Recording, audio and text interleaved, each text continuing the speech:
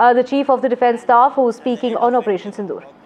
Some sort of satisfaction, anxiety during the operations, and maybe joy. So this happened during Operation Sindoor. Let me talk about reason. That's what I said that, Clause Base had attributed reason towards government. And when Operation Sindoor, as far as the government is not concerned, is not about retribution. I think it was about drawing its limits of tolerance, thus and no far. So this state-sponsored terrorism from Pakistan had to stop, and Pakistan should not be able to hold hostage India to terror activities. And of course, it was also said that India is not going to live under the shadow of terror and neither nuclear blackmail.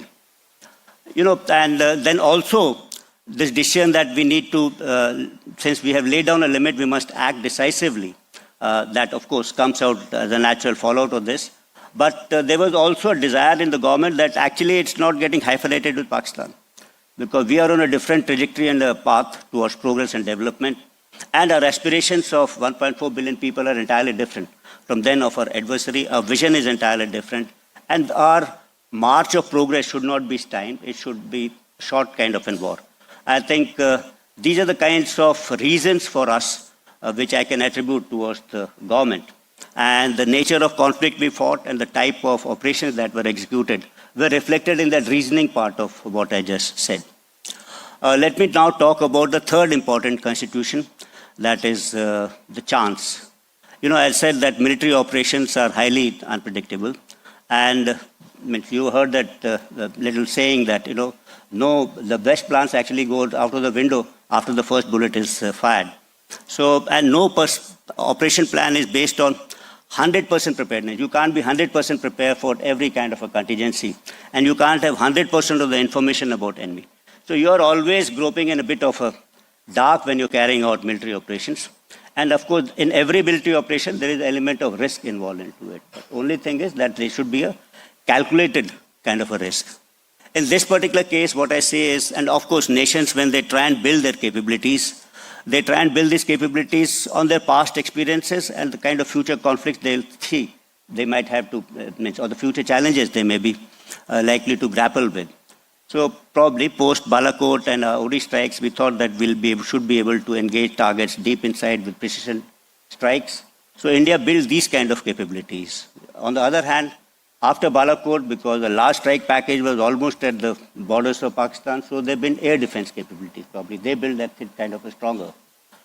We also thought that we had applied the land domain to carry out surgical strikes after Uri. Then we had applied the air domain, and this time we thought that to maintain that element of surprise, we'll employ one more dimension.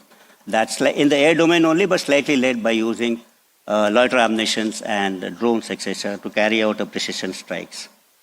So when we say, if you see both these things, both nations have tried to build different kind of a capabilities. So obviously there's an inherent amount of risk into this. And none of the capabilities that we had acquired actually had been tested in battlefield. They had been tested only in ranges. So whenever we are doing it, there's always an element of risk involved into it. But as they say, you cannot succeed if you don't take that kind of a risk. We knew a little bit that we have a better counter-drone systems, etc. in our country. We have loiter ammunitions. We may not have that kind of a capability, but there's an element of risk into it. I think the second important thing is to understand as to what is a professional military force. When you talk about risks and taking of a chance, actually. I think it's a professional force that is not affected by setbacks or kind of losses, if you may say. Because in war, what is important is, even if there are setbacks, you need to maintain your morale. That morale is to remain high. And then, of course, is adaptability. That is an important constituent of a very professional force. You should be able to understand what went wrong, rectify your mistakes, and go out again. I think that is important for any kind of a professional force. And third is, I think, the offensive spirit. As an organization, you must have that offensive spirit in spite of the initial setbacks. You can't sit down in fear. And as an individual, you should not have any kind of a fear. And you should be able to display a high tempo of operations. That is a hallmark of a professional force, and that's a kind of a thing which we displayed. And what I said, that in a couple of my interviews that losses are not important. It's the outcome which is important. So these are the three elements, the trinity of chance, reason, and emotion about warfare. I just tried to explain it in the context of Operation Sindoor. Clausewitz is a profound scholar. He made laid down a couple of other precepts on warfare. I'll take one more and then try and explain this once again. Because there are many postulates of Clausewitz which are still relevant. I have chosen one which is very famous, which is that war is a continuation of policy by other means. If you look at this particular statement, I, as a scholar, as an army officer, draw two important derivatives, conclusions out of this particular statement. One is that war is a finite kind of an entity. That means there is politics, and when you fail in that politics, then you resort to use of force. So then there is war. And when war ends, politics, in the sense negotiations again start.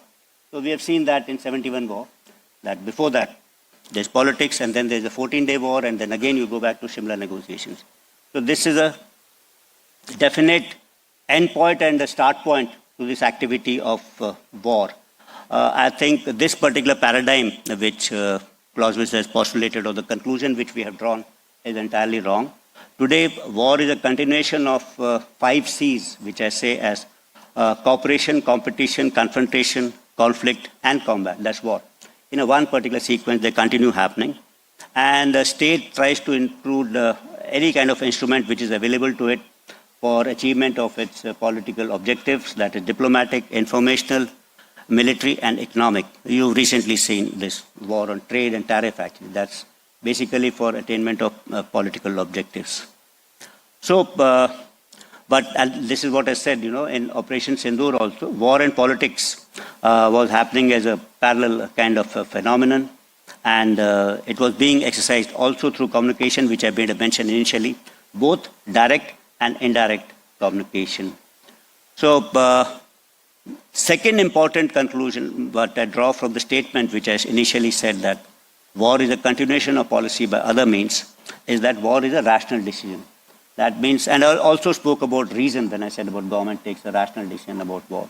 And this takes this decision when it is exhausted all its other instruments of power.